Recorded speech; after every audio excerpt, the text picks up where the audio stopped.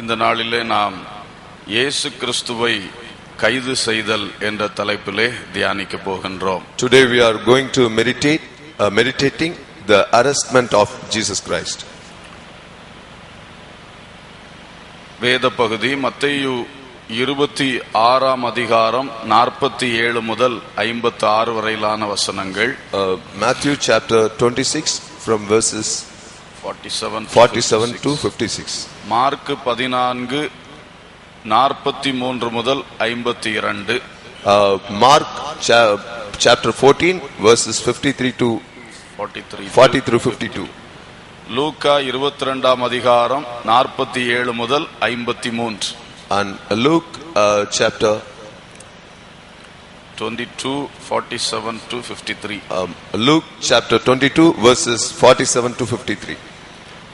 யோவான் 18 அதிகாரம் முதல் 11 வசனங்கள். And John chapter 18 first 11 verses.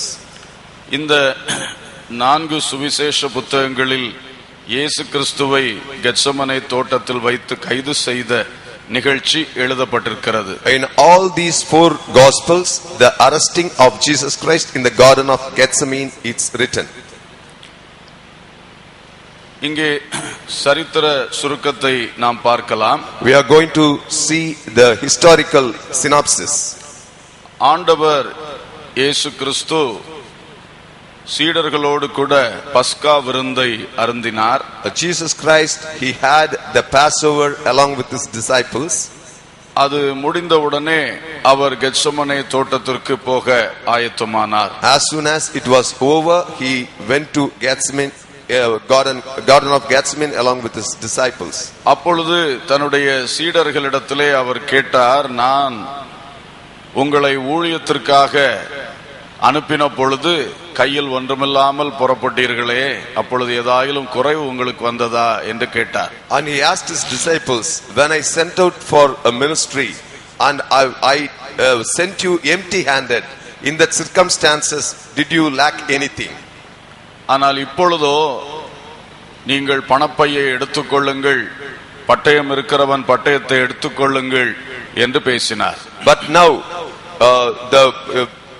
if you want to take money bag with you and if you want to carry sword, carry it with you.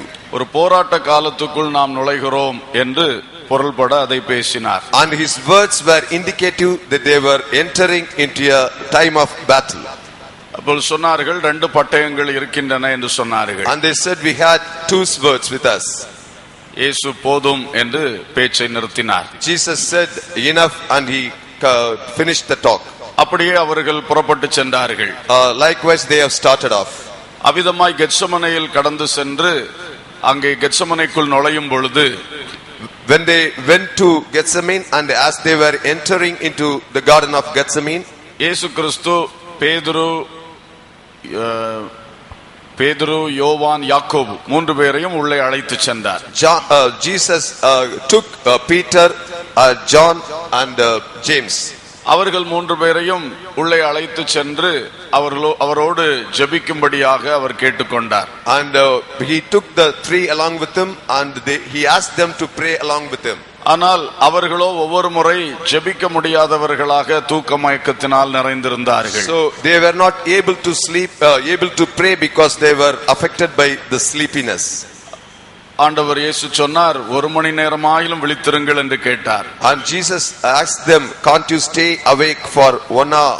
ஆனால் அவர் 3 முறை வந்து பார்த்த பொழுதும் அவர்கள் அவ்விதமாய் ஜெபிக்கவில்லை. When 3 occasions he came and found them, they were fast asleep. பிறகு வாருங்கள் புறப்படுவோம், என்னை காட்டிக் கொடுக்கிறவன் இதோ வந்து விட்டான் என்று அவர் புறப்பட்டார். Then he called them, let us go, the person who is going to be a traitor, he has come. அவர் தன்னுடைய வேலையை குறித்து அறிந்திருந்தபடியினால் தேவ சமூகத்தில் ஜெபித்து அந்த சிலுவை மரணத்துக்காக தன்னை அர்ப்பணித்து ஜெயம் பெற்று எழும்பினார். Since he knew the time has come for him to be given over to them, so he prepared for them and prayed for it and he was ready for that. அப்படியாக அவர் புறப்படுகையில் திடீரென்று யூதாஸ் காரியோத்துடைய தலைமையிலே ஒரு பெருங்கூட்டம் அந்த தோட்டத்தை நோக்கி வந்தது. And as he was about to move, a gang came headed by Judas Iscariot and they came to arrest him. முக்கியமாக அந்த வருஷத்து பிரதான ஆசாரியனாய் இருந்த காய்பா மற்றும் அவனுடைய மாமனாராகிய மற்றொரு பிரதான ஆசாரியன் அன்னா மற்றும் உள்ள பிரதான ஆசாரியர்கள் கூட்டம் சேர்ந்து இதை ஒழுங்கு செய்திருந்தன. And all those people, the chief priest of that time, Anna and Caiaphas and his uncle Anna and all the religious leaders, they have arranged for this thing. இப்படி அவர்களோடு கூட வேதபாரகர்கள், பரிசேயர்கள், ஜனத்தின் மூப்பர்கள் எல்லாரும் சேர்ந்து யூதாசை கையில் எடுத்து இயேசுவை பிடிக்கும்படி அவர்களுடைய சேனைகளை அனுப்பினார்கள். So all the Pharisees and the scribes and the elders, they all teamed up together and they planned to capture Jesus Christ. இயேசுவை பிடிக்கும்படி அனுப்பப்பட்ட அந்த மக்கள் யூதர்களுடைய அதிகாரத்தில் இருந்தவர்களாயிருந்தார்கள். So the people who were sent to capture Jesus Christ were under the authority of Jewish authority. அவர்கள் ரோம பட்டாளம் அல்ல. They were not belonging to the Roman battalion. இவர்கள் இந்த மத குரூப்புகள் அவர்கள் சேர்ந்து அரெஸ்ட் பண்ணும்படி வந்தார்கள். These religious people, they wanted to arrest Jesus Christ. அவ்விதமாய் வந்த பொழுது யூதாஸ் சொல்லி இருந்தான், நான் யாரை முத்தம் கொடுப்பேனோ அவர்தான் இயேசு, அவரை பிடித்துக் கொள்ளுங்கள் என்று சொல்லி. So Judas Iscariot had informed them, whom I am going to kiss, he is the person, capture him. சில சீடர்கள் இயேசுவை போலவே தோற்றத்தில் இருப்பார்களாம். So most of the some disciples of Jesus disciples, they look alike Jesus Christ. திடீரென்று அவர்களை கண்டுபிடிக்கவும் கஷ்டமாக இருக்குமா. It was very tough for them to identify who Jesus was. ஆனால் யூதாஸ் கூட இருந்தவனானபடியால் அவனுக்கு சரியாக தெரியும். Since because Judas Iscariot was moving with Jesus Christ, he knew exactly who Jesus was. எனவே அவன் வந்து இயேசுவை கட்டிப்பிடித்து முத்தமிட்டான். So he came and he embraced Jesus Christ and kissed him. ரபி என்று சொல்லி அவன் முத்தமிட்டான். He addressed him as Rabbi and kissed him. அப்பொழுது இயேசு சிநேகிதனே என்று அவனை அழைத்தார். And he called him my friend. எப்படியும் இயேசு இவன் வந்து முத்தம் போடும் பொழுது அவர்கள் வந்து இவரை பிடிக்க வருகிறார்கள். As he was about to as he was kissing him, they came and captured him. அதற்கிடையிலே பேதுரு தன் உரையில் இருந்த பட்டயத்தை உருவி பிரதான ஆசாரியனுடைய வேலைக்காரனாகிய மல்குஸ் என்பவனுடைய காதை வலது காதர வெட்டினான். Meantime Peter drew the sword out of the sheath and he cut the ear of the servant of the chief priest, he called Malchus. அந்த நேரத்தில் இயேசு பேதுருவை அதட்டி உன்னுடைய பட்டயத்தை உன் உரையிலே போடு என்று சொன்னார். At that time Jesus Christ rebuked Peter and asked him to put the sword back into the sheath. நான் என் பிதாவின் சித்தத்தை நிறைவேற்றும்படி போகிறேன் என்று சொன்னார். I am going to fulfill the will of my father. அது மட்டுமல்ல, அந்த காயப்பட்ட அந்த மல்குசுடைய காதுகளை அந்த இடத்திலே வைத்து சொஸ்தமாக்கினார். Not only that, he healed the ear that was cut off of Malchus and healed it. அப்படி இருக்கும் பொழுது அவர்கள் இயேசுவை கைது செய்தார்கள். That time they arrested Jesus Christ. அவர்கள் அவரை பிடித்துக் கொண்டு அன்னா என்கிறதான பிரதான ஆசாரியனுடைய அரண்மனைக்கு முதலாவது கொண்டு சென்றார்கள். And they brought him to the palace of the chief priest called Anna. அங்கே முதல் விசாரணை முடிந்தவுடனே காய்பா என்று சொல்லுகிற பட்டத்து பிரதான ஆசாரியனுடைய அரண்மனைக்கு கொண்டு சென்றார்கள். And after the initial inquiry was over at the place of Anna, they brought him to the place of high priest called Caiaphas. அங்கே சனகரியம் சங்கத்துக்கு முன்பாக இயேசுவை நிறுத்தி விசாரிக்க தொடங்கினார்கள். And they put the Jesus in front of the Sanhedrin and they started inquiring Jesus Christ. இப்படியாக இந்த நிகழ்ச்சி கடந்து செல்லுகிறது. So likewise this incident carries on. இப்பொழுது நம்முடைய பாடத்திட்டத்துக்குள் வருவோம். Now let us enter into our study session. இங்கே முக்கியமாக உபத்திரவத்தை உண்டாக்குகிற நபர், here the main persecutor in the episode is காய்பா, அன்னா மற்றும் பிரதான ஆசாரியர்கள். The Caiaphas and Anna and the chief priests. அநேக பிரதான ஆசாரியர்கள் இருந்தார்கள். There were a lot of chief priests. தாவீதுனுடைய காலத்திலேயே 24 குரூப்புகளாக அந்த ஆசாரிய ஊழியம் பிரிக்கப்பட்டிருந்தது. During the reign of David, the priestly ministry was divided into 24 sections. எனவேதான் அநேக அந்த பிரதான ஆசாரியர்கள் இருக்கிறார்கள். That's why there were so many chief priests. ஆனால் அந்த வருஷத்து பட்டத்தில் இருக்கிற பிரதான ஆசாரியன் காய்பா என்று சொல்லுகிறவன். And in that year the chief priest was Caiaphas. அவனுடைய மாமனார் அன்னாவும் இன்னொரு பிரதான ஆசாரியன் தான். His uncle Anna was yet another chief priest, a father-in-law. மாத்திரமல்ல இன்னும் அநேக பிரதான ஆசாரியர்கள் உண்டு. So there were so many other chief priests too. இவர்கள் எல்லாரும் சேர்ந்து ஒருமனதாகத்தான் இந்த இயேசுவுக்கு இந்த உபத்திரவத்தை கொண்டு வருகிறார்கள். So they all teamed together and they brought this affliction to Jesus Christ. அவளோடு சேர்ந்து நிற்கின்ற அந்த உடன் உபத்திரவம் பண்ணுகிறவர்கள், and the people who were co-persecutors in that incident were பிரதான ஆசாரியர்கள், the chief priests. அப்புறம் மத்தேயு 26:47 சொல்லப்பட்டிருக்கிறது ஜனத்தின் மூப்பர்கள். And it is written in chapter 26:47, the leaders, elders of the people. இவர்கள் சனகரியம் சங்கத்திலே அங்கத்துவம் உள்ளவர்கள். So they were part of the Sanhedrin. அடுத்து மார்க் 14:43 சொல்லுகிறது, Mark 14 verse 43 says, வேத பாரகர்கள் என்ற கூட்டமும் அதிலே உண்டு. and the scribes were also party of the crime. இவர்கள் வேதத்தை பாராயணம் செய்து கொண்டே இருக்கக்கூடியவர்கள். They are all the people who by biblical verses, they by hearting them. இப்படி ஒரு கூட்டம் இன்றைக்கும் இஸ்ரவேலில் இருந்து கொண்டிருக்கிறது. Even today there is a group, this kind of group. நான் ஒருவரை வழி பிரயாணத்தில் வைத்து ஒரு யூதரை சந்தித்தேன். One of my tours in travels, I met a Jew. அவர் என்னுடன் யாத்திரை பண்ணினார். And he was traveling along with me. ஒரு அருமையான பைபிள் என்றால் அவருடைய அந்த பழைய ஏற்பாட்டு நியாயப்பிரமாண புத்தகம் வைத்திருக்கிறார். And they had this Old Testament with him. அதை ஒரு பாக்ஸ்ல ஒரு இந்த கார்ட்போர்ட் நம்முடைய கார்ட்போர்ட் பாக்ஸ் மாதிரி ஒன்றில் வைத்திருக்கிறார். And he kept the Old Testament in a box. ஃளைட்டுக்காக வெயிட் பண்ணி கொண்டிருக்கும் போது, when we were waiting for the flight, அதை உள்ளிருந்து அதை எடுத்தார். இந்த கார்ட்போர்ட் பாக்ஸ் வைத்து அதுக்கு மேலே அதை விரித்து வாசிக்க ஆரம்பித்தார். And he took it out of the box and put it upon the box and he started reading it. முழு நேரம் வாசித்து கொண்டே இருக்கிறார். He was reading. திரும்ப வாசிக்கிறார்.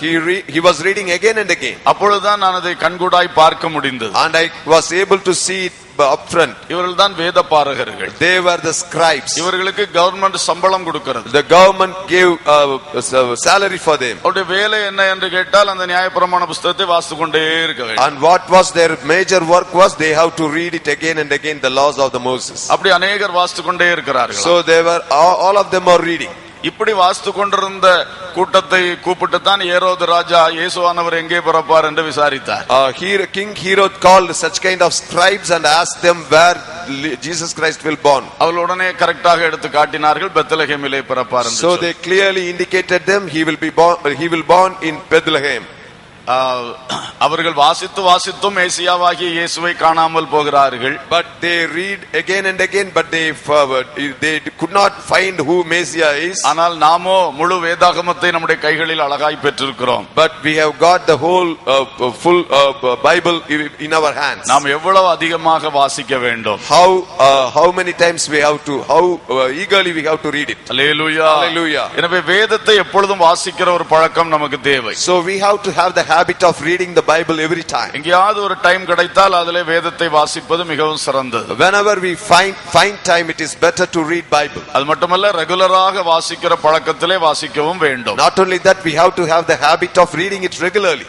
சரி, வேதபாரகர்கள் என்ற கூட்டமும் இதிலே உண்டு. So there is a group called scribes. அப்புறம் தேவாலயத்து சேனை தலைவர்களும் வந்தார்களாம். The captains of the temple also, they came in that group. லூக்கா 22:52 சொல்லப்பட்டிருக்கிறது. It is written in Luke chapter 22 verse 55. தேவாலயத்தை பாதுகாப்பதற்காக இருக்கிற போர் வீரர்களுடைய தலைவர்கள். And they were the people who were above the soldiers. They were protecting the temple. They were captains of the people. அடுத்து யோவான் 18:3 பரிசேயர்களும் உண்டு என்று சொல்லப்பட்டிருக்கிறது. And in John 18 verse 3 we read Pharisees were also in the group. இந்த கூட்டங்கள் எல்லாம் சேர்ந்துதான் இயேசு கிறிஸ்துவை பிடித்து கொலை செய்யும்படி திட்டமிட்டிருக்கிறார்கள். So all these groups teamed up together and they sought to murder Jesus Christ. பரிசேயர்கள் என்பது ஒரு மத குரூப், செக்ட், ஒரு செக்ட் இருக்கிறவர்கள். Pharisees is called a sect. அவர்கள் குறிப்பிட்ட சில விசுவாச கொள்கைகளை உடையவர்கள். And they have some faith doctrines for them. அதே போல சதுசேயர்கள் என்று இன்னொரு குரூப் இருக்கு. And there is another group called Sadducees. இப்படி अनेक குரூப்புகள் இருந்தார்கள். There were a lot of groups like this. அதிலே பரிசேயர்கள் இந்த காரியத்தில் உடன்பட்டிருக்கிறார்கள். So the Pharisees, they were party to this crime. இனி ஏஜென்ட்ஸ் யூஸ், அவர்கள் யாரை பயன்படுத்தினார்கள்? And what were the agents used for this persecution? இந்த உபத்திரவத்தில் உபத்திரவிக்கிறவர்களால் பயன்படுத்தப்பட்டவர்கள். In this persecution, the people who were used by the persecutors. Judas காரியோத், Judas Iscariot. யூதாஸ் காரியோத்தை பயன்படுத்தினார்கள். They used Judas Iscariot. இயேசு யார் என்று கரெக்டாக அவர் கண்டுபிடிப்பதற்காக, ஐடென்டிஃபை பண்ணுவதற்காக அவனை பயன்படுத்தினார்கள். They used him to identify who the real Jesus was. அடுத்ததாக அவர்களுடைய யோவான் 18:3 படிக்கிறோம், அவர்களுடைய போர் வீரர்கள், அவர்களுடைய காவலர்கள் எல்லாரையும் பயன்படுத்தினார்கள். In John 18:3 we read they used all the soldiers.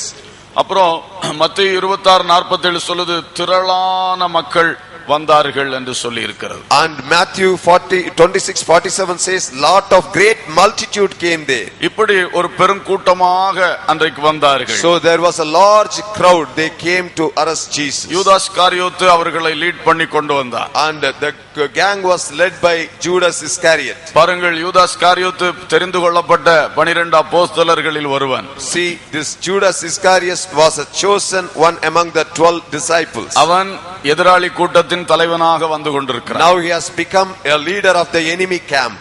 அப்படியாக வந்து இயேசுவை கைது செய்தார்கள். Now they came in that way and they arrested Jesus Christ. எந்த அமைப்புகள் எல்லாம் இதிலே பயன்படுத்தப்பட்டன? What are the forums that were used in the persecution? பிரதான ஆசாரியனுடைய பதவி பயன்படுத்தப்பட்டது. The position of the high priest was used. அப்போ அந்த அன்றைக்கு இருந்த மதம், யூத மதத்தினுடைய தலைமையிடம் இதற்காக பயன்படுத்தப்பட்டது. So the religious head of the Jewish religion that was used for this. அடுத்ததாக அந்த தேவாலயத்து சேனை தலைவர்கள், அவர்களுடைய அந்த சேவை பயன்படுத்தப்பட்டது. And the captains of the temple, their service was used. வேதபாரகர்கள் and the scribes, பரிசேயர்கள், Pharisees, இந்த அமைப்புகள் எல்லாம் பயன்படுத்தப்பட்டது. all these forums were used. அடுத்ததாக இந்த உபத்திரவம் செய்கிறவர்கள் செய்த செயல் என்ன? And what were the activities of the persecutors? இவர்கள் பட்டயங்களோடும் தடிகளோடும் பந்தங்களோடும் தீவட்டிகளோடும் வந்தார்கள். And this gang came with the swords, clubs and all the torches. அப்படியாக வந்து இயேசுவை அவர்கள் கைது செய்தார்கள். They came with all that and they arrested Jesus Christ. யூதாஸ் முத்தம் கொடுத்து காட்டி கொடுத்தான். Judas Iscariot betrayed him with a kiss. அப்பொழுது எல்லாரும் சேர்ந்து அவரை கைது செய்தார்கள். So everyone surrounded him and arrested him. அவரை பிடித்துக்கொண்டு முதலாவது அன்னாவுடைய அரண்மனையிலும் அடுத்து காய்பாவிடத்திலும் விசாரணைக்கு கொண்டு சென்றார்கள். They took him first to the Anna's palace and then they brought him to the Caiaphas palace. இந்த உபத்திரவம் செய்தவர்கள் இதை செய்ய காரணம் என்ன? Why these persecutors did all these things to Jesus Christ? அவர்கள் இயேசுவை பிடிக்க வேண்டும். They wanted to capture Jesus Christ. அவரை கொலை செய்யும்படிக்கு கொண்டு போய் நியாயாசனத்திலே நிறுத்த வேண்டும். In order to kill him, they have to bring him and put him before the Sanhedrin. எப்படியாயிலும் அவரை கொலை செய்ய வேண்டும் என்ற காரணத்துக்காக அவரை பிடித்தார்கள். So they captured him with the motive of kill him in any way. அதற்கு காரணம் இயேசு தன்னை தேவகுமாரன் என்று சொன்னதை அவர்கள் தேவ தூஷணம் என்று எடுத்துக்கொண்டார்கள். Because they took the Jesus saying that he was the son of God, they took it as a blasphemy. முக்கியமாக அவர்களால் பொறுக்க முடியாத ஒரு விஷயம் அதுவாகத்தான் இருந்தது. The blasphemy they could not stomach. இயேசு தன்னை தேவகுமாரன் என்று எப்படி சொல்லலாம்? How can Jesus call himself as the son of God? ஏனென்றால் அவர்கள் இயேசுவை ஒரு தீர்க்கதரிசி என்று தான் நினைத்தார்களே தவிர தேவகுமாரன் என்று அவர்கள் ஏற்றுக்கொள்ளவில்லை. Because they deemed Jesus Christ as the prophet, they could not accept Jesus Christ as the son of God. எப்பொழுதெல்லாம் இயேசு தன்னை தேவகுமாரன் என்று சொன்னாரோ உடனே இவர்கள் தேவ தூஷணம் சொல்லுகிறார் என்று எரிச்சல் அடைந்தார்கள். So whenever Jesus told about himself that he was the son of God, they got angered and they told he was blasphemous person. அடுத்தது அவர் செய்கிற அற்புதங்கள் நன்மைகள் அவருடைய இனிய போதனைகளினால் திரளான ஜனங்கள் அவரை பின்பற்றினார்கள். Because of his sermons and because of his miracles and because of his good deeds, lot of multitude followed him. அப்ப இவர்களுடைய மதத்துக்கு பாதிப்பு வருகிறது என்று பயந்தார்கள். So they feared that his popularity will become a setback for their religion. நாள் ஆக ஆக अनेक ஜனங்கள் இயேசுவை பின்பற்றுகிறார்கள். So as days went by, lot of multitude started follow Jesus. இயேசுவின் சீஷருடைய எண்ணிக்கை பெருகிறபடினாலே யூத மார்க்கத்துக்கு ஆபத்து வரும் என்று பயந்தார்கள். So they thought the Jewish religion is at the major setback because the disciples numbers are keeping on increasing. இன்றைக்கும் அதனால் தான் மத மாற்றத்தை குறித்து பிற மதங்கள் பயப்படுகின்றன. That's why today a lot of religions are fearful about this about the conversion. இயேசு கிறிஸ்துவை மக்கள் பின்பற்ற ஆரம்பிக்கிற அந்த எண்ணிக்கை பெருகும் பொழுது மற்ற மதங்கள் அதற்கு எதிராய் கிரியை செய்ய தொடங்குகின்றன. When the number of people started to follow Jesus Christ gets increased, the other religions are getting fearful. இதே நிலை தான் இன்றைக்கும் இருக்கிறது. That is the situation even today.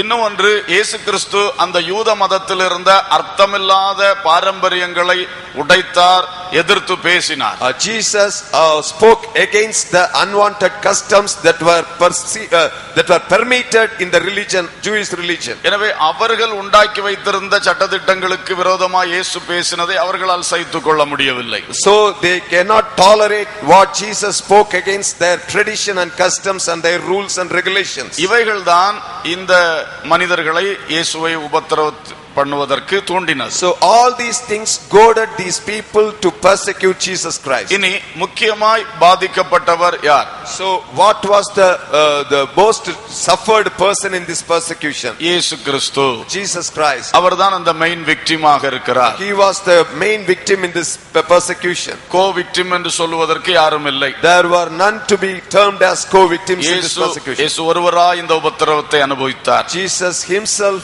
suffered this persecution. நான் ஒருவனாய் ஆலயம் மிதித்தேன் என்று தீர்க்கதரிசன புத்தகத்தில் எழுதி இருக்கிறது. And it is written in the prophets that he himself pressed the wine. வேறு ஒருவரும் என்னோடு இருக்கவில்லை என்று எழுதப்பட்டிருக்கிறது. None was with me.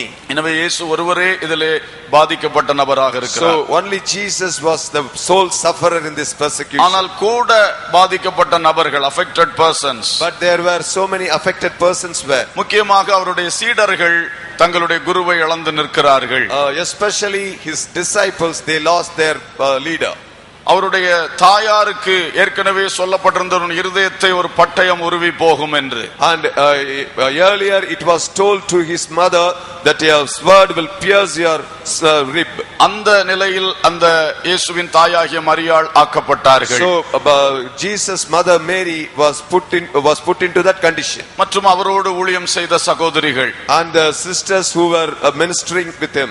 இவர்கள் எல்லாம் பாதிக்கப்பட்ட நபர்களாய் இருக்கிறார்கள். So all these were affected persons. இதுவரைக்கும் இயேசு அவர்களோடு கூடவே இருந்தார். All along Jesus was with them. ஆனால் இந்த ஒரு கைது செய்கின்ற நிகழ்ச்சியோடு இயேசு அதற்கு பிறகு எழுத்தின்படி அவர்களோடு இருக்க முடியவில்லை. And after the arresting incident, Jesus literally he could not be with them. ஆகவே இப்படிப்பட்டவர்கள் எல்லாம் இதனால் இந்த உபத்திரவத்தினால் பாதிக்கப்பட்டவர்களாய் இருக்கிறார்கள். So all these people were affected because of this arrest. இனி அந்த பாதிக்கப்பட்ட அமைப்புகள் என்று எடுத்துக்கொள்ளும் போது, and what were the suffered forums?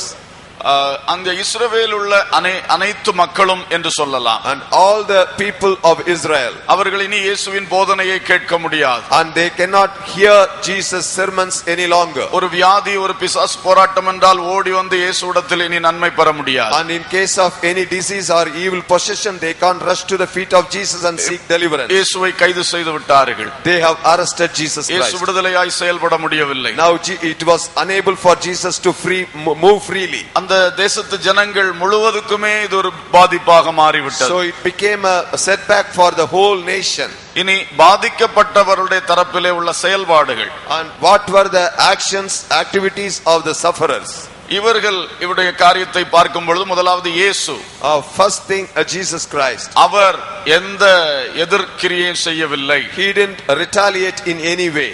அவர் தன்னை பிதாவினுடைய சித்தத்துக்கு அப்படியே அர்ப்பணித்து கைது செய்கிறவருடைய கையிலே தன்னை ஒப்பு கொடுத்து விட்டார். He completely submitted to the will of his father and he submitted himself to the hands of the persecutors. தான் தேவன் குமாரனாக இருக்கும் பொழுது அவருக்குள் இருக்கிற அந்த வல்லமையை கூட வெறுமையாக்கி அடக்கி மனிதனுடைய கையிலே தன்னை ஒப்பு கொடுத்து விட்டார். Being the son of God, he controlled and subdued all the powers that was bequeathed on him, and he controlled himself for the sufferings that is put before him. ஆனால் அவரோடு இருந்த பேதுரு, but the Peter who was with him, யோவான் 18:10 படிக்கிறோம். in John 18:10 we read, பேதுரு அந்த பிரதான ஆசாரியனுடைய வேலைக்காரனுடைய வலது காதர வெட்டினான். and Peter cut the right ear of the servant of the chief priest. பேதுரு வெட்டினார் என்று யோவான் மாத்திரம்தான் எழுதி வைத்திருக்கிறார். And it is written by only John that Peter cut off the ear of the servant of the chief priest. மத்தேயு, mark, Luke ஏனோ அதை ஒரு நபர் என்று எழுதி வைத்து விட்டார்கள். And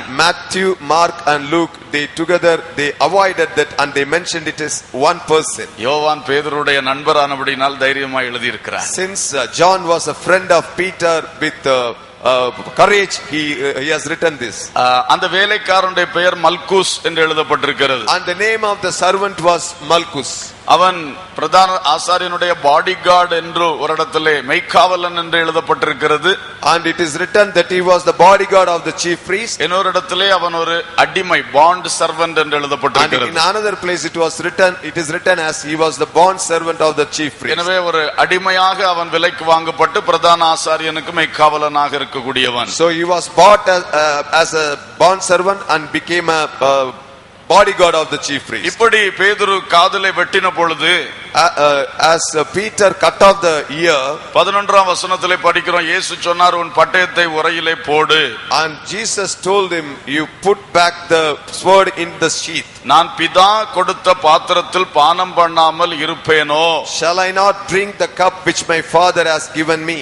இதுதான் பாதிக்கப்பட்டவர்களிடத்திலிருந்து வரக்கூடிய செயல்பாடுகள். So this kind of reaction is the one that is coming from the people who are affected. இயேசு ஒரு தீமையும் ஒருவருக்கும் செய்யவில்லை. Jesus never did any wrong to anyone. எதிர்த்து போராடவில்லை. He didn't fight back. ஆனால் கூட இருந்த பேதுரு போராட ஆரம்பித்தார். But the Peter who was along with him, he retaliated.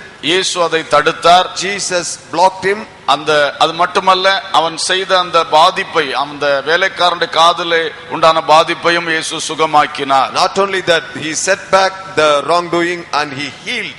இம்மட்டில் நிறுத்துங்கள் என்று சொல்லிவிட்டு அவனை குணமாக்கினார். And stop with that, and he said stop with this, and he healed him. ஆகவே இதிலே இயேசு கிறிஸ்துவும் அவருடையவர்களும் அதிலே எப்படி அந்த உபத்திரவத்தில் செயல்பட்டார்கள் என்று பார்த்தோம். So we have seen how Jesus Christ and those who were along with him, they were reacted to the situation. அவர்களுடைய செயல்பாட்டில் இன்னொரு முக்கியமான விஷயம் நாம் கற்றுக்கொள்ள வேண்டும். And we can learn one more thing from the action of the sufferers. லூக்கா 22ஆம் அதிகாரம், Luke chapter 22, 35 38 வரை கவனியுங்கள்.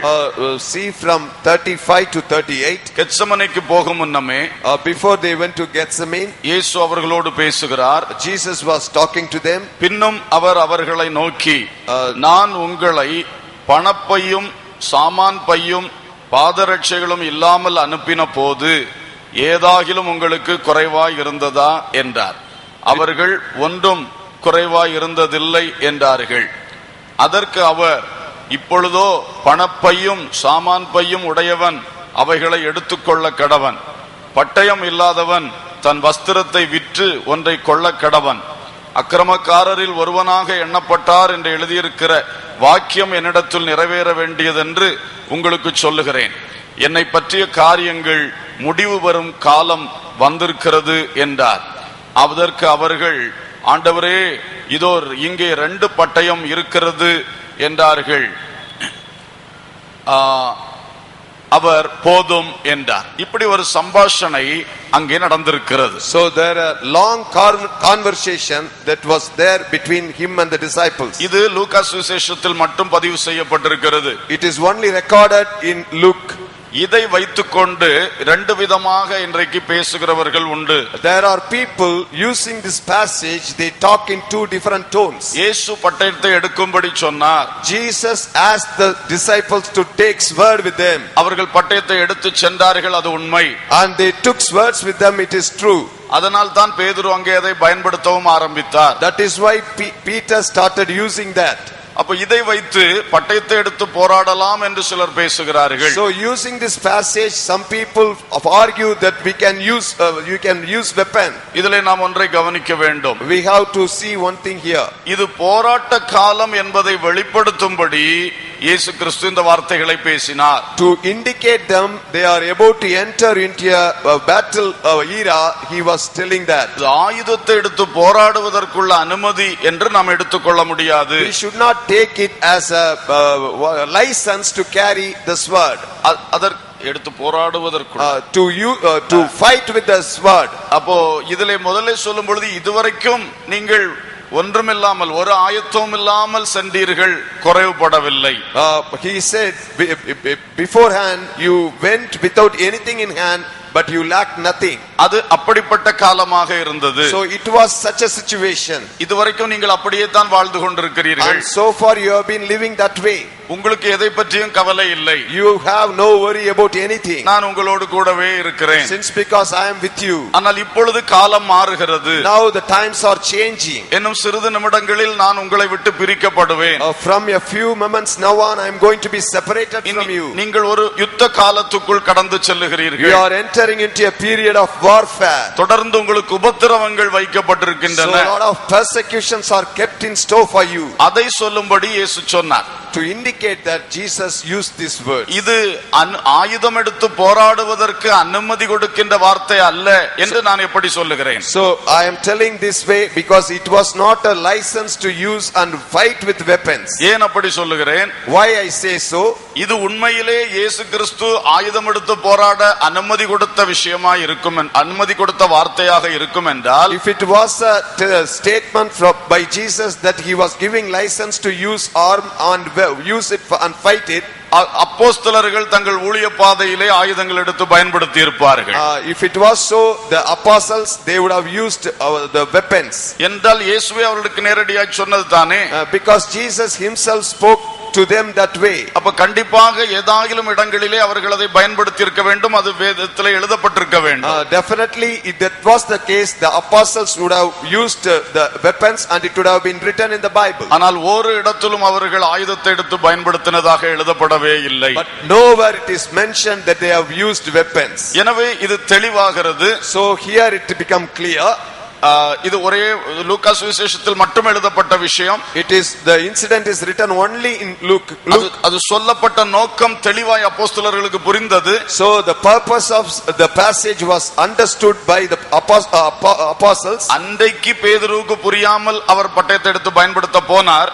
That day Peter could not understand the meaning of it and he started using this word. ஆனால் அபிஷேகம் பெற்ற பிறகு அவருக்கு தெளிவாக இயேசுவின் வார்த்தைகள் புரிந்தன.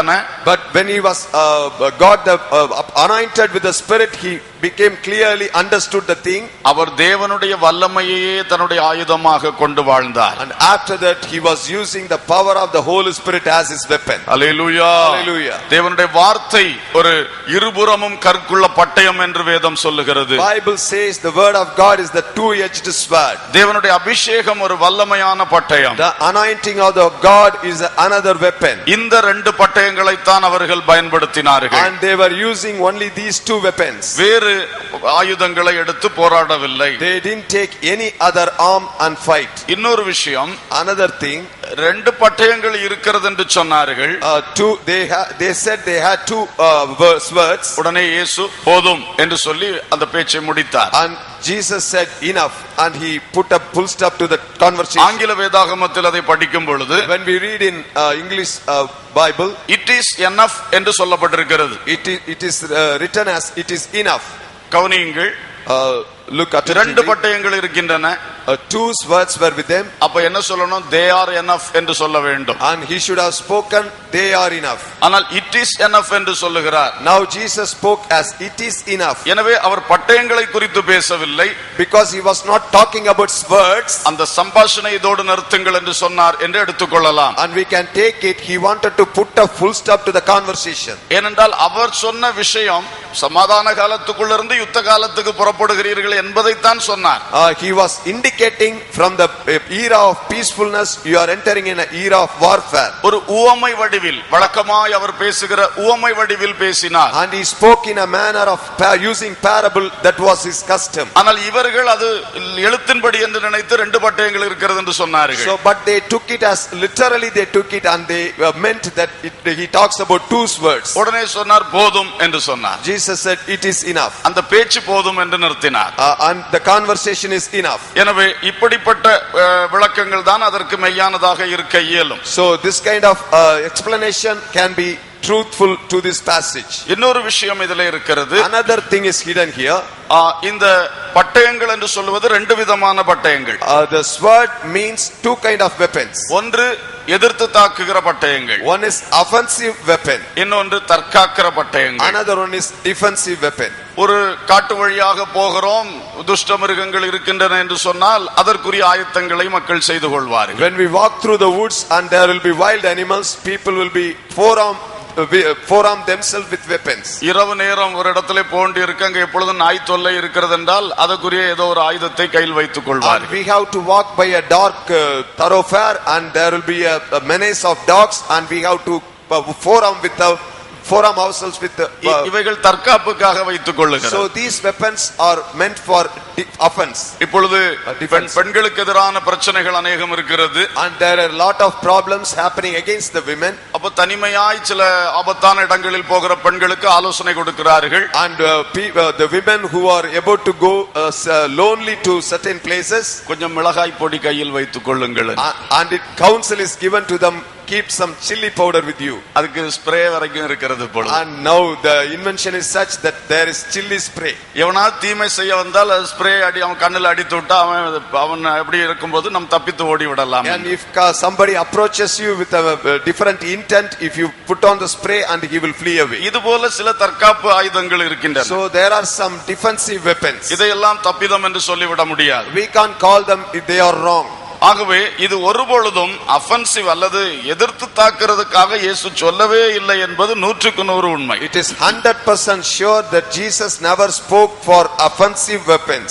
இயேசு ஒருபொழுதும் ஆயுதம் கை எடுத்து பயன்படுத்தவில்லை. Jesus never used weapons. அவருடைய அப்போஸ்தலர்களும் ஊழியத்தில் அப்படி பயன்படுத்தவில்லை. His apostles never used such weapons. எனவே அதில் நாம் தெளிவாக இருக்க வேண்டும். So we have to be clear in this.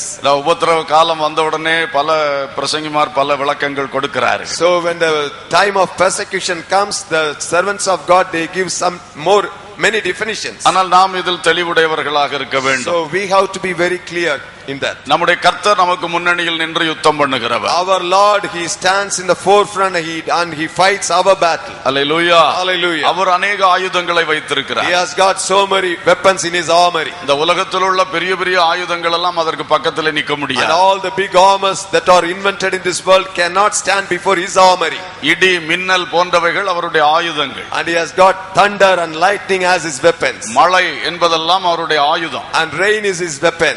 அது மட்டுமல்ல கொள்ளை நோய் அவருடைய ஆயுதம். And pestilence is his weapon. இது மாதிரி நிறைய ஆயுதங்களை கர்த்தர் வைத்திருக்கிறார். And God has kept in store such weapons. அவருடைய தூதர்கள் இறங்கும் பொழுது ஒருவனும் நின்று பிடிக்க முடியாது. When his angels descend, no one can meet them. எனவே இப்படிப்பட்ட பெரிய ஆயுதங்கள் பரலோகத்தின் தேவன் பயன்படுத்துகிறார். So God uses such wonderful and magnanimous weapons. இந்த உலகத்தில் உள்ள எந்த கெமிக்கல் வெப்பன்ஸோ எந்த ஆயுதங்களோ ரசாயன ஆயுதங்களோ எதுவும் அதுக்கு முன்பாக நிற்க முடியாது. No chemical weapons ever invented in this world cannot match God's weapons. எனவே அப்படிப்பட்ட யுத்தத்தை கர்த்தர் நமக்காக செய்கிறார். So God is doing such a warfare for us. Hallelujah. Hallelujah. அடுத்ததாக இந்த உபத்திரவத்துக்கு பாதிக்கப்பட்டவர் தரப்பிலிருந்து என்ன காரணம்? So what was the reason for this persecution from the point of view of the people who were persecuted? இயேசு கிறிஸ்து பிதாவின் சித்தத்துக்கு தன்னை அர்ப்பணித்ததனால்தான் இந்த உபத்திரவம் அவருக்கு வந்தது. Since Jesus submitted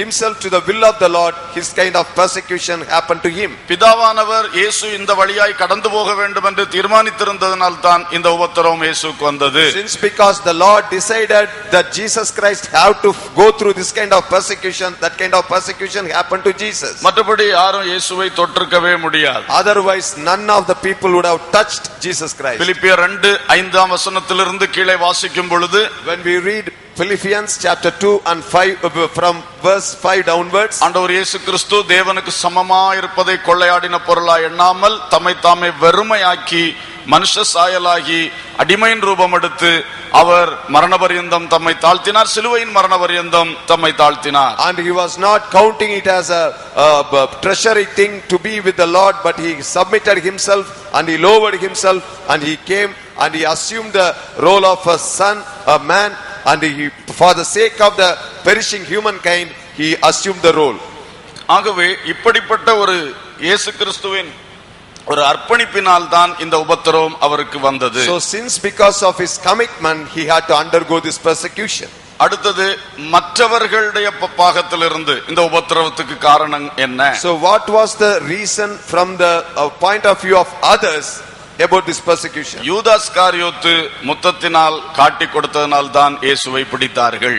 Since Judas Iscariot betrayed Jesus Christ with a kiss, they were able to capture Jesus.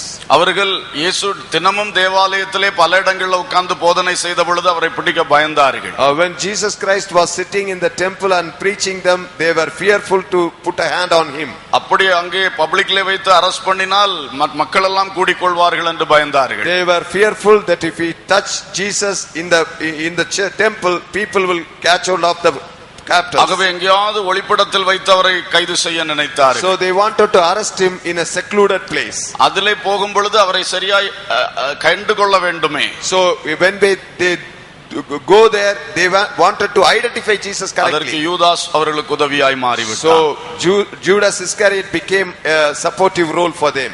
அடுத்ததாக தேவனுடைய செயல் என்ன? So what was the role of the Lord? இதிலே ஒரு தேவ செயலை நாம் பார்க்கிறோம். We see the deed of the Lord here.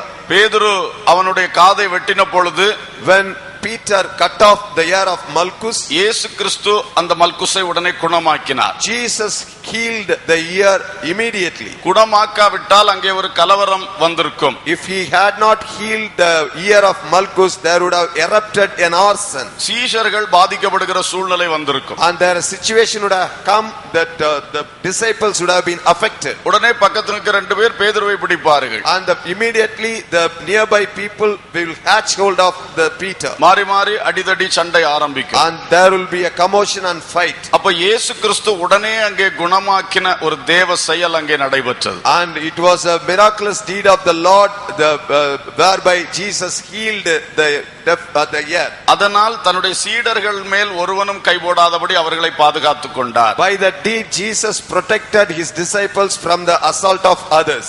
தான் தேவ சித்த பிதாவின் சித்தத்தின்படி முழுவதும் இந்த உபத்திரவத்துக்கு ஒப்பு கொடுத்திருக்கிறார். He himself submitted totally to the will of the Lord. ஆனால் தன்னுடைய சீஷர்கள் மேல் ஒரு கையும் படாதபடி அவர்களை அழகாய் பாதுகாத்தார். But he beautifully protected from others his disciples. அடுத்ததாக தம்மையே இயேசு அவர்கள் கையிலே ஒப்பு கொடுத்ததும் ஒரு பெரிய தேவ செயல். And he himself, Jesus himself offered himself as a to suffer. It was the deed of the Lord. ஏனென்றால் இந்த கெத்செமனே தோட்டத்தில் அவர்கள் வந்த வேளையிலே, because when they came to the garden of Gethsemane, இயேசு கேட்டார், யாரை தேடுகிறீர்கள்? Jesus asked them, for whom you are searching. இந்த ஒரு வார்த்தைக்கு முன்பாக நிற்க முடியாமல் எல்லாரும் எட்ட விழுந்தார்கள். Because they could not able to stand these words and they started falling down. திரும்பவும் கேட்கிறார், யாரை தேடுகிறீர்கள்? Again he asked them, for whom you are searching. நசரேனா இயேசுவை தேடுகிறோம். They said, we are searching for the Jesus of Nazareth. அப்படியானால் இவர்களை போக விடுங்கள் என்று சொன்னார். If it is so, let them go. அப்ப இயேசு கிறிஸ்து அவர் தன்னை வெறுமையாக்கி அங்கே கொடுத்த அந்த தெய்வ செயல் அங்கே நடைபெற்றதை பார்க்கிறோம். So we see Jesus emptied himself and handed himself voluntarily to them.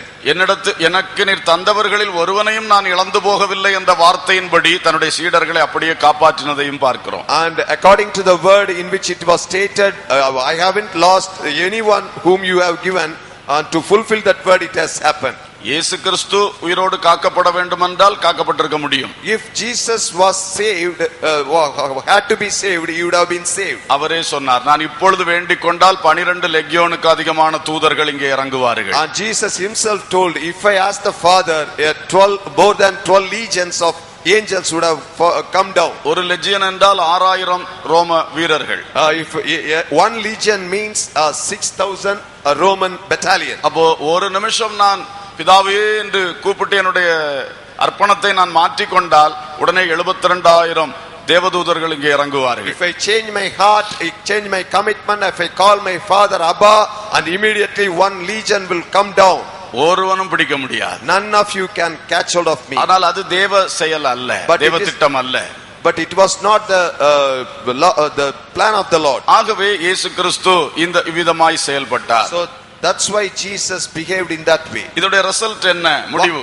What was the result? இயேசுவை கைது செய்தார்கள். They arrested Jesus. அந்த அன்னாவுக்கு முன்பாகவும் காய்பாக்கு முன்பாகவும் விசாரிக்கும்படி கொண்டு சென்றார்கள். And they brought him to be inquired before Anna and Caiaphas. இதிலே தேவனுடைய திட்டம், in this the Lord's plan is revealed. லூக்கா 22:37 இயேசு சொன்னார். In Luke chapter 22 verse 37 Jesus said, அக்கிரமக்காரர் ஒருவராக எண்ணப்பட்டார் என்ற வேத வாக்கியம் நிறைவேறும்படி இப்படி நடந்தது. And it was happened to fulfill the prophecy that said he was counted among the ஒரு திருடனை கைது செய்ய வருகிறது போல ஒளித்து வந்து கைது செய்தார்கள். They went to capture him as if to capture a thief. அந்த பட்டயத்தை எடுத்துக்கொள்ளுங்கள் என்று சொல்லும் பொழுதுதான் இந்த வார்த்தையும் இயேசு சொன்னார். And when Jesus spoke, asked them to carry the sword, he used the word. அப்போ அந்த வார்த்தை நிறைவேறும்படி இப்படியாக செயல்பட்டார். So for that word to fulfill it, he behaved so. அடுத்து மத்தேயு 26:54 சொல்லும் பொழுது, and again in Matthew chapter 26 verse 54 he says, பேதுரு இப்படி ஆயுதத்தை எடுத்து போராடக்கூடாது என்று அவர் சொல்லும் பொழுது, when Jesus rebuked Peter to don't fight with the sword, இப்படி சம்பவிக்க வேண்டும் என்று எழுதியிருக்கிற வேத வாக்கியங்கள் எப்படி நிறைவேறும் என்று கேட்டார். He asked, how then could the scriptures be fulfilled that it must happen thus?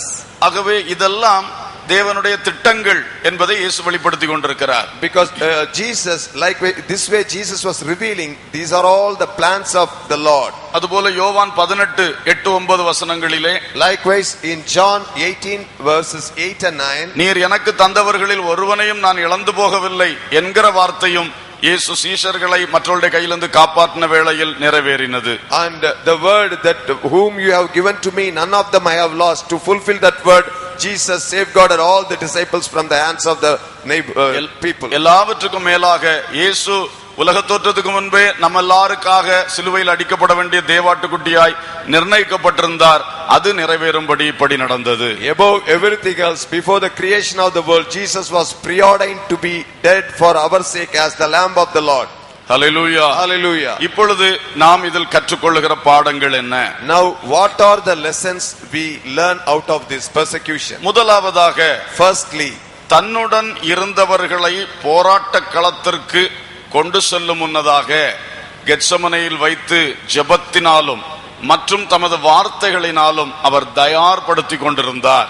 Before they ventured out of the Gethsemane, he was preparing the disciples who were with him for the battlefield that was ahead of them. அந்த மக்கள் இதுவரைக்கும் இருந்த சமாதான காலத்தை விட்டு ஒரு உபத்திரவ காலத்துக்குள் போகிறார்கள் என்பதை சொல்லி சொல்லி அவர்களுக்கு புரிய வைத்தார், விழிப்புணர்வு உண்டாக்கினார். He was creating an awareness in the people, those who were with him, that they were moving from the period of peacefulness towards the period of warfare. எனவே அவர்களை அவர் வார்த்தையால் ஆயத்தப்படுத்தினார். So he was preparing them with words. அடுத்து அந்த உபத்திரவத்தில் அவர்கள் நிலை நிற்கும்படி கூட வைத்து ஜெபிக்க வைக்கிறதுக்கு முயற்சித்தார். And he tried to embolden them to withstand the persecution through prayer.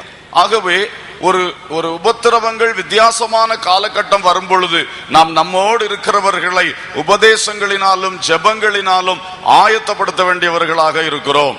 So when the times are changing and when we are about to enter into a period of persecution, we have to embolden and strengthen the people with our preaching and our with prayers. சமாதான காலத்திலே உள்ளது போல ஒரு ஆயத்தமில்லாமல் யுத்த காலத்துக்குள் போக முடியாது. We cannot enter into a period of persecution as we have been in the period of the peaceful period. சுவிசேஷத்துக்கு எதிரான போராட்டங்கள் வருகின்றன.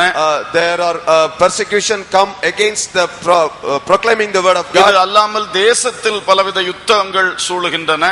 Other than that, there are lot of war clouds are surrounding the nation. வேறு பல பிரச்சனைகளும் வருகின்றன. There are lot of other problems erupt. இப்படியெல்லாம் எந்த ஒரு புதிய சூழ்நிலைக்குள் ஜனங்கள் போகிறார்களோ, whatever be the situation, this kind of whenever people enter into this kind of new situation, அப்ப ஜனங்களை நடத்துகிற ராஜாக்களாக இருந்தாலும் சரி, தேவ ஊழியர்களாக இருந்தாலும் சரி, be the kings or the servants of God who lead the people, அவர்களுக்கு ஒரு பொறுப்பு இருக்கிறது. they have a responsibility. ஜனங்களுக்கு அவைகளை குறித்து சொல்லிக் கொடுக்க வேண்டும். We have to teach the people about the oncoming things. அவர்கள் அதற்கு ஆயத்தமாக வேண்டும். They have to equip themselves for the ensuing problem. அது முதலாவது சொல்லிக் கொடுக்கிற போதனைகளினாலே. First we teach them with the right things. அதோடு கூட தேவ சமூகத்தில் காத்திருந்து ஜெபிக்கிறதுனாலே. Second thing, we have to watch and wait at the foot of the Lord and pray. இந்த ரெண்டிலும் அந்த மக்கள் ஆயத்தமானால் உபத்திரவ காலத்தில் அவர்களால் நிற்க முடியும். Through our preaching and through our prayer, if these people are brought up and they are well equipped to face any calamity. இந்த நாட்களில் நாமும் அதைத்தான் செய்து கொண்டிருக்கிறோம். Nowadays we are doing just that. எனவே இவைகளை நாம் நன்றாக கற்றுக்கொள்ள வேண்டும், ஜெபிக்க வேண்டும். So we have to learn everything perfectly and we have to pray. இரண்டாவதாக, secondly, தன்னை முத்தத்தினால் காட்டிக் கொடுக்க வந்தவனை சிநேகிதனே என்று அழைத்தார். Secondly, he called the person who wanted to betray him with a kiss. He called him my friend. அவர் அவசர நேரத்தில் எமர்ஜென்சியில் தன்னுடைய வார்த்தைகளில் கவனமாக இருந்தார். Jesus was very careful in this emergent situations in using his words. ஒரு பரபரப்பான சூழ்நிலை அங்கே நிகழுகின்றது. Very evenful situation is there. இதுவரைக்கும் இயேசு அப்படி ஒரு சூழ்நிலை சந்தித்ததில்லை. Jesus had never faced such a situation. ஆனால் இப்போ ஒரு புதிய சூழ்நிலை, பரபரப்பான சூழ்நிலை. And it's a situation which is very agitating. ஆனால் அவர் ஆத்திரப்பட்டு வித்தியாசமா எதுவும் பேசவில்லை. But he was not rushing into things and he was not spoken anything unwantedly. சிநேகிதனே என்று அழைத்தார். He called him my friend. எதற்காக வந்திருக்கிறாய் என்று கேட்டார். For what purpose you have come, he asked him. மிக நேர்த்தியாக பேசினார். He used nice words, he spoke nicely. எதிர்ப்பின் நேரங்களில், உபத்திரவத்தின் நேரங்களில் நம்முடைய வார்த்தைகள் மிக முக்கியமானவைகள். During the times of persecution and during the times of opposition, our words are important. மனுஷிகத்திலே நமக்கு கோபம் வருகிறது, வேதனை வருகிறது, பாதிப்பினால் உண்டாகிற மனப்பக்குவம், மனநிலை அது. And in trying situations we become anger and the words will not be coming in a nice way. That is the effect of our physical self. ஆனால் நாம் இயேசுவிடத்திலிருந்து இதை கற்றுக்கொள்ள வேண்டும், பழக வேண்டும். We have to learn it from Jesus Christ and we have to practice that. ஒருவேளை வேற யாரோ ஒருவன் வந்திருந்தால் நாம் சகித்துக் கொள்வோம். If anybody else came that way, we can tolerate. நம்முடைய நம்பிக்கைக்குரியவனாய் நம்முடன் கூட இருந்தவன் எதிர்கோஷ்டியிலே தலைவனாய் வரும் பொழுது யாரால் அதை சகித்துக் கொள்ள முடியும்? Our own reliable person and a confident person, if he comes and leading the gang of the enemies, can anyone stomach that? ஆனால் இயேசு கிறிஸ்து அதையும் ஏற்றுக்கொண்டார். But Jesus took it in his stride even then. அவனுடைய அந்த செயலினால் இயேசு கிறிஸ்து disturb ஆகாமல் இருந்தார். Jesus was not disturbed because of his deeds. ஒன்று ஏற்கனவே அவருக்கு தெரியும், because he foreknew that. ஆனால் அவர் அதற்கு ஆயத்தமாக இருந்திருக்கலாம். Because he would have been prepared for that. ஆனால் நாமும் எப்பொழுதும் ஆயத்தமாகவே இருக்க வேண்டும். Likewise, we ourselves also be always prepared. நம்மோடு கூட இருக்கிறவர்கள் எப்பொழுது நமக்கு எதிராளிகளாய் மாறுவார்கள் என்று சொல்ல முடியாது.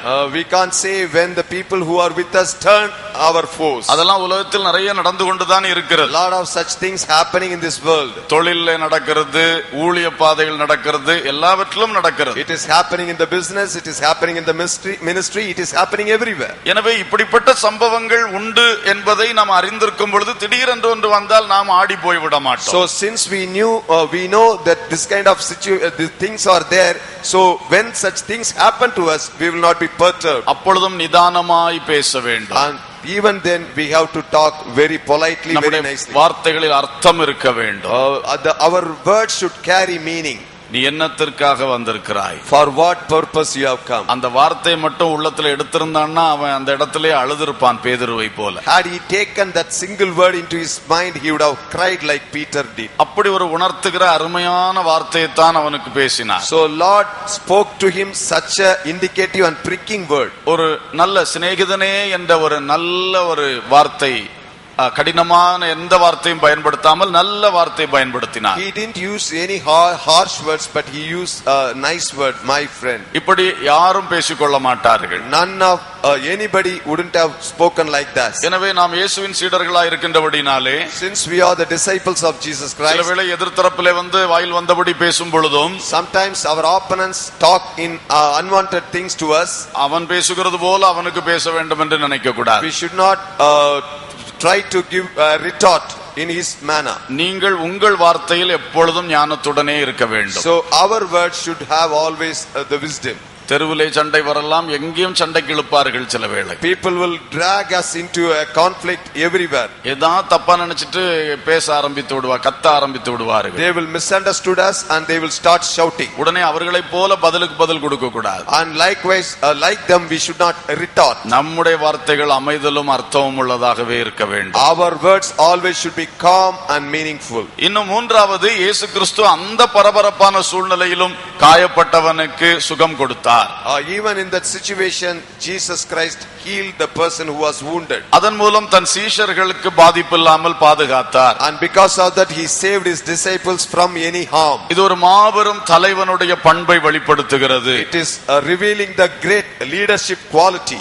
நாம் கஷ்டம் அனுபவிக்கும் பொழுதும் நம்முடையவர்கள் பாதிக்கப்படக்கூடாது என்பது நம்முடைய உள்ளமாக இருக்க வேண்டும். Even when we are undergoing suffering, the people who belong to us should not get suffering. நானே கஷ்டப்படுகிறேன், யாருக்கு என்ன வந்தா என்ன செய்ய முடியும் என்று நாம் விட்டுவிடக் கூடாது. Since I myself is suffering, let come what may to others, why should I bother? அவர்களை விட்டு கொடுக்க கூடாது. We should not let them go. நாம் சாகும் வரை நாம் அவர்களை காப்பாற்றுகிற அந்த கரிசனையோடு இருக்க வேண்டும். Till our death, we have to be in a position, we have to strive to protect them. அது மனைவியா இருக்கட்டும், பிள்ளைகளா இருக்கட்டும், நமக்கு கீழாக தேவன் தந்தவர்களாக இருக்கட்டும். Be it our wife, be it our children, or be it the persons whom the Lord has given under our authority. அந்த இடத்தில் கூட சுயத்தை பாராதபடி பிறர் நலம் பார்க்கிறவர்களாய் இருக்க வேண்டும். Even in that situation, we should not have the selfish mind, but we have to have the mind for others. பொறுப்புணர்ச்சி உள்ளவர்களாக இருக்க வேண்டும். And we have to have the people of responsibility. நான்காவதாக, fourthly, இயேசு கிறிஸ்து அங்கே இவனை குணமாக்கும் பொழுது, when Jesus Christ was healing him, ஒரு நிமிடம் அவர் குணமாக்காமல் இருந்திருந்தால் என்ன நடந்திருக்கும் என்று யோசித்து பாருங்கள். If he had not healed that person, what would have happened? மல்குஸ் போய் ஆஸ்பத்திரியில படுத்திருப்பான். Malchus would have went to a hospital. First accused இயேசு கிறிஸ்து. The first accused would have been Jesus Christ. இரண்டாவது பேதுரு. Second accused would have been Peter. பிறகு கண்டால் தெரியும். And who knows? இப்படிதான் நடந்திருக்கும். So things would have happened that way. அப்ப இயேசு சிலுவைக்கு போகும்பொழுது ஒரு குற்றத்தோடு போவார். So when Jesus Christ would have gone to the cross with a pricking conscience. அவன் ஒருத்தனுக்கு காதை வெட்டி இருக்கிறார்கள். Somebody's ear has been cut off. ஒரு குற்றம் வந்து விட்டதா? A crime has happened. அப்ப இயேசு அவனை குணமாக்கி அந்த ஒரு குற்றத்துக்கும் ஆளாகாமல் நின்றார். Jesus healed him instantly and he absolved himself from any crime. Hallelujah. Hallelujah. இந்த கவனம் எப்பொழுதும் நமக்கு இருக்க வேண்டும். So we have to have this watchfulness. நம்மை பிறர் எதிர்க்கிறார்கள், பிரச்சனை பண்ணுகிறார்கள். Other people oppose us and they create problem against us. நாம் ரொம்ப பாதிக்கப்படுகிறோம். We are suffered. அது கிறிஸ்து அறிந்திருக்கிறார். God knows about our persecution. ஆனால் நாம் அவர்களுக்கு ஒரு பாதிப்பையும் உண்டாக்கி விடக் கூடாது. But we should never create any problem for them. அவனும் செய்தான், நானும் செய்தேன் என்று நாம் சொல்லக்கூடாது. He did, I am also did. We should not talk like that. அதில் நாம் அதிக கவனத்தோடு இருக்க வேண்டும். We have to be very careful in that. என்னால் அல்லது எங்களால் அந்த குரூப்புக்கு ஒரு பாதிப்பு வந்து விடக்கூடாது. Because of me, because of us, there is a problem for them. அதுதான் இயேசுவின் முழு கவனமாக இருந்தது. That was the total focus of Jesus Christ. நான் ஒரு குற்றவாளி என்று ஆக்கப்படக்கூடாது. I should never be termed as a criminal. என்னிடத்தில் ஒரு குற்றம் வரக்கூடாது. no crime should be found in me. குற்றம் இல்லாமல் நம்மை குற்றவாளிகள் என்று சொல்லுவார்கள், அது சொல்லிவிட்டு போகட்டும். Without any fault they will accuse as traitors. ஆனால் நம்முடைய பாகத்தில் 100% நம்ம இந்த விஷயத்தில் காத்துக்கொள்ள வேண்டும். But we have to protect ourselves 100% in this regard. இது உங்கள் தனிப்பட்ட காரியங்களிலும் சரி, தெய்வீக காரியங்களிலும் சரி. Be it your personal life, be it your spiritual life. அவனா அடிக்கட்டும், நான் ஒன்னு வாங்கிக்கிறேன், நான் அவனை அடிக்க கூடாது. Let him slap me, I can receive one, but I will not slap him back. அவன் என்னுடையதை பிடுங்கி செல்லட்டும், ஆனால் நான் அவனுடைய ஒன்றையும் பிடுங்க கூடாது. Let him snatch something from me, but I will not snatch something from him. அவன் பொய் குற்றச்சாட்டு போடட்டும், நான் பொய் குற்றச்சாட்டு போடக்கூடாது. Let him accuse me falsely, but I will not do so. இப்படி இயேசு அதிலே கவனமாக இருந்தார். So likewise Jesus was very careful in that. இதை நாமும் பின்பற்ற வேண்டும். We also follow this. அந்த மனப்பக்குவம் தான் எப்பொழுதும் இருக்க வேண்டும். We have to have this kind of heart. அடுத்து ஐந்தாவதாக, Fifthly, எப்பொழுதும் ஒரு எதிர்த்தாக்குதலுக்கு போகக்கூடாது. we should not be the people who retaliate always. ஏற்கனவே நான் சொல்லிவிட்டேன், இயேசு கிறிஸ்து எதிர்த்தாக்குதல் நடத்தும்படியோ ஆயுதம் பயன்படுத்தும்படியோ கூறவே இல்லை. Jesus never, I have already told you, Jesus never spoke about retaliation and using the weapons. ஆனால் இயேசுவுக்காக நிற்க வேண்டிய இடத்தில் நிமிர்ந்து நிற்க வேண்டும். But we have to stand firm wherever we have to stand for the sake of Jesus. ஓடி போக கூடாது. We should not run away. பின்வாங்க கூடாது. We should not go back. இயேசுவுக்காக நிற்க வேண்டும். We have to stand firm for Jesus. அதே நேரம் எதிர்த்தாக்குதல்களும் நடத்தக்கூடாது. At the same time we should not retaliate. இயேசுவுக்காக அடிக்கப்படவும் நாம் ஆயத்தமாக இருக்க வேண்டும். We should be beaten, should be prepared to be beaten for the sake of Jesus. Hallelujah. Hallelujah. நாம் பிரச்சனைகளை ஒருபொழுதும் உண்டாக்க போக கூடாது. We should not never attempt to create problems. ஆனால் இயேசுவுக்காக நிற்க வேண்டிய இடத்தில் நின்றே ஆக வேண்டும். But we have to stand firm whenever we have to stand firm for the sake of Jesus. அப்படியே அடிக்க வந்தார்கள் என்றாலும், Even if they come to attack us, ஸ்தேவான் செய்தது போல முழங்கால் படியிட்டு கரங்களை உயர்த்தி வானத்தை நோக்கி பார்க்க வேண்டும். we have to follow suit what Stephen did. We have to kneel down, raise up our arms to heaven, and we have to pray to the Lord. அதுக்கு பிறகு அடித்தாலும் சரி, அரஸ்ட் பண்ணாலும் சரி, என்னவும் செய்து கொண்டு போகட்டும். Afterwards, whether they will beat us or will they arrest us, that is our கர்த்தர் செய்ய வேண்டிய கிரியை அழகாய் செய்வார். God will do his deeds beautifully. Hallelujah. Hallelujah. கர்த்தருக்கு ஸ்தோத்திரம். எனவே எந்த ஒரு ஆயுதம் பயன்படுத்துதலும் கிறிஸ்தவத்துக்கு கிடையாது. So the Christian faith does not permit the usage of weapon. ஆனால் இந்த தற்காப்பு ஆயுதங்கள் என்று நான் சொன்னதை திரும்பவும் நினைப்படுத்துகிறேன். But I want to remind what I spoke about, the defensive weapons. சில தற்காப்பு ஆயுதங்கள் இருக்கின்றன. There are a lot of defensive weapons. மற்றவர்களுக்கு துன்பமோ தீமையோ விளைவிக்க கூடியவைகள் அல்ல. They will not cause any harm or problem for others. இன்னொரு காரியமும் இதில் இருக்கிறது. Another thing is hidden here. கணவனும் மனைவியும் பிள்ளைகளுமாய் போகும் பொழுது, Husband, wife and children, they are going. திருடன் வந்து மனைவியை அட்டாக் பண்ண வருகிறான். A thief comes and snatches something from the wife. ஸ்தோத்திரம் ஸ்தோத்திரம்னு கை கட்டிட்டு பார்த்து நின்னா சரியாகுமா? And will it be nice on our part if we hold our hands and say praise the Lord, praise the Lord? நீ கணவன் அல்லவா, நீ தகப்பன் அல்லவா? Aren't you the husband, aren't you the father? உனக்கு ஒரு பொறுப்பு இருக்கிறது, அவர்களை பாதுகாக்கிற பொறுப்பு. You have the responsibility to protect them. அதில் விவேகத்தோடு நாம் செயல்பட வேண்டியது இருக்கிறது. And we have to act wisely in that. ஆகவே இதெல்லாம் தான் இந்த தற்காப்பு என்று சொல்லக்கூடிய விஷயங்கள். So these are all the things that come under defensive. இனி சில தற்காப்பான வேறு பல காரியங்கள் இருக்கின்றன. There are other certain defensive things. Bible நமக்கு சில காரியங்களை சொல்லுகிறது. The Bible teaches us certain things. இயேசு கிறிஸ்துவை போர் வீரன் அடித்த பொழுது கேட்டார், ஏன் என்னை அடிக்கிறாய்? When the soldiers hit Jesus Christ, he asked him, why you hit me? ஏன் அப்படி கேட்டார் என்று நானும் ரொம்ப யோசிப்பேன். I used to think a lot, why Jesus asked such a question. அப்போ ஒருவன் அநியாயம் செய்யும் பொழுது ஏன் இதை செய்கிறாய் என்று கேட்கிற ஒரு உரிமை அங்கே வழங்கப்பட்டிருக்கிறது.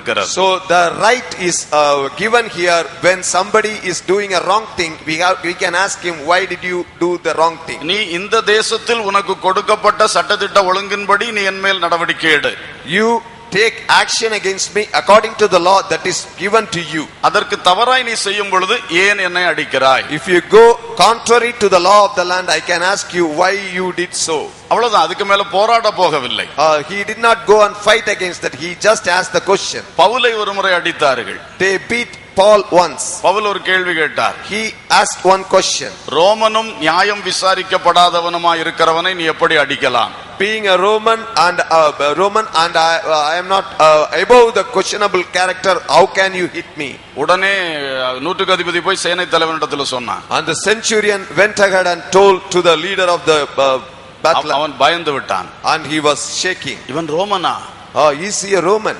என்று அவனை அடித்ததற்காக பயந்தான். And he was fearful because he was being beaten. பிறகு பவுலை காப்பாற்றும் நடவடிக்கைகளில் இறங்கினான். And he entered into the methods of saving him. அப்ப பவுல் தான் ரோமன் என்று தனக்கு இருந்த ஒரு பாதுகாப்பு உரிமையை, தற்காப்பு ஆயுதத்தை பயன்படுத்தினார். So Paul used the shield of protection as he was a Roman. இன்னொரு முறை அவருக்கு மரணத்தருவாய் வந்த பொழுது அவர் ராயனுக்கு அபயமிடுகிறேன் என்று மேல் அப்பீல் கொடுத்தார்.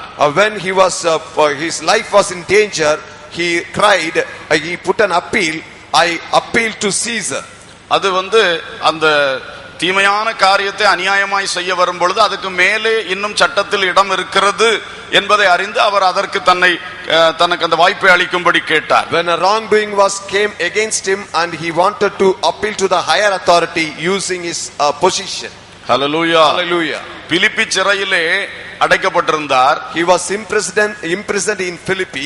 பிறகு ஆண்டவர் அங்கே கிரியை செய்து அற்புதமாய் விடுதலை செய்தார். And Lord the miraculous deed and relieved him.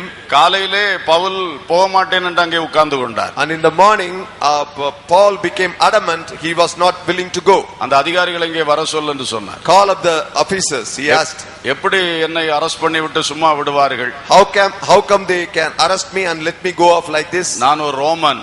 I am a Roman. ஒழுங்கின்படி என்னை ரிலீஸ் பண்ண சொல்லுன்னு சொன்னார். Come, let them come and release me according to the Roman law. அப்ப இதெல்லாம் பார்க்கும் பொழுது while seeing all these things, Pavul அன்றிருந்த சட்டதிட்ட ஒழுங்குகளை வைத்து அவர் தனக்கு பாதுகாப்பை ஏற்படுத்தி கொண்டிருந்தார். Paul he made all the protective alignments using the law of the land. இது அவிசுவாசத்தினாலேயோ அல்லது பவுல் வழிவிலகி போனதினாலேயோ அல்ல. He did because he was not wavering from the path of spiritual life or because of his unbelief. அன்றைக்கு ரோமனுடைய சட்டம் என்ன என்று பவுலுக்கு தெரியும், யூதனுடைய சட்டம் என்ன என்று பவுலுக்கு தெரியும். Because Paul was knowing pretty well what was the Roman law and what was the Jewish law. அது ரெண்டில் எனக்கு இந்த சுவிசேஷ ஊழியத்தை செய்வதற்கு என்னென்ன பாதுகாவல் இருக்கிறது என்பதும் அவருக்கு தெரியும். And he knew that too, that what all the safeguards that was provided in the law to do the Lord's ministry. ஆகவே பவுல் அவைகளை பயன்படுத்தி கொண்டிருந்தார். So Paul was utilizing the law. நமக்கு நன்றாக தெரியும், கிறிஸ்து எனக்கு ஜீவன், சாவு எனக்கு ஆதாயம் என்று வாழ்ந்த மனிதன் அவர். And he was a person who lived like Christ is my life and death is my profit. எனவே தான் 10 நாள் கூட வாழ வேண்டும் என்று அவர் இப்படி செய்திருக்கவே மாட்டார். So he wouldn't have done that to live a little longer. சுவிசேஷ ஊழியம் நடக்க வேண்டும். The ministry of the Lord should be done. எனக்கு குறிக்கப்பட்ட நாளிலே குறிக்கப்பட்ட விதத்தில் மரணம் அடைவேன். I will die according to the plan, according to the preordained thing on the per